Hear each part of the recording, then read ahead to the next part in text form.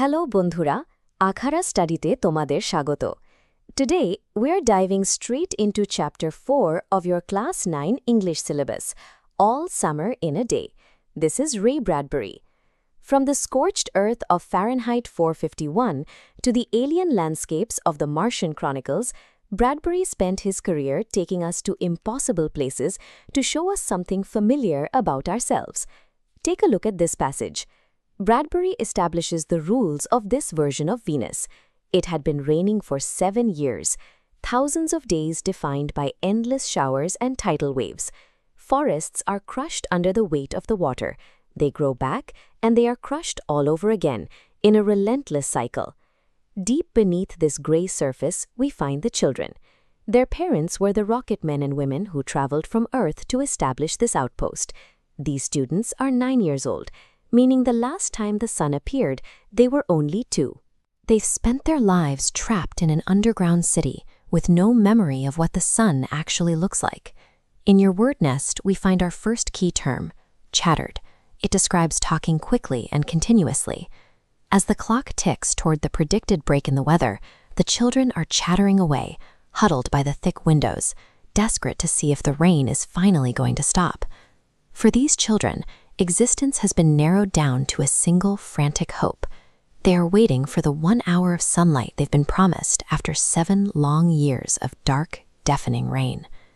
And then, the rhythm of their world shifts. The constant, heavy drumming that has served as the background noise for their entire lives begins to slow. Return to the vocabulary list and you'll see the word slackened, which means slowed down. The rain slackens, and the tension in that underground classroom reaches a breaking point. Then, everything stops. The silence is so immense, it feels physical, as if their ears had been stuffed with cotton. The world grinds to a halt, and as the great door slides back, the smell of a silent, waiting world comes to them. The sun finally emerges. It is the color of flaming bronze, and it is massive. The sky around it turns a blazing blue, and the dull, rubbery jungle suddenly burns with intense, direct light. The children rush out into this new landscape. They strip off their jackets, letting the sun warm their arms as they feel a sensation they had forgotten existed. Look at the terms squinted, meaning to look with eyes partly shut. The children squint up, overwhelmed by brightness.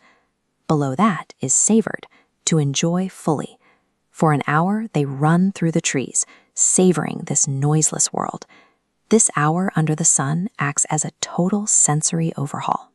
The children are transformed from the quiet students waiting by the window into a wild, shouting circle of energy, running like animals escaped from a cave.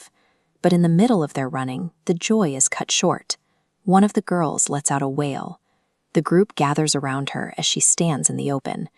There, in the center of her open palm, is a single large raindrop. The warmth vanishes instantly. A cold wind blows as the sun fades behind a misty cloud. Their smiles disappear just before the silence is broken by a low, heavy sound. The text uses short, sharp sentences to show the returning violence of the storm. A boom of thunder startled them. The sky darkened into midnight in a flash. Lightning strikes all around them as their world turns back to gray. They retreat back toward the underground houses. With pale faces, they close the doors and listen to the rain falling everywhere. The tragedy of the story isn't just the return of the rain. It's the fact that they now have a memory to compare it to. They've felt the sun, and now they know they must endure 7 more years of darkness. আশা করি আজকের ক্লাসটা তোমাদের ভালো লেগেছে। If you found this breakdown helpful, Akhara study চ্যানেলটি subscribe করতে ভুলো না। ভিডিওটি লাইক করো, বন্ধুদের সাথে শেয়ার করো, and I'll see you all in the next lesson.